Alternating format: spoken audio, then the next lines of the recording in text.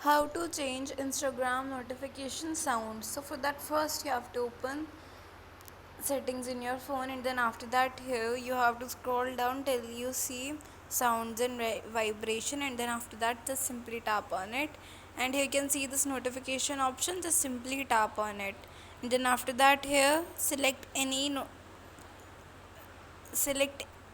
sound you want to select, and then after that here you have to tap on this ring type option, and then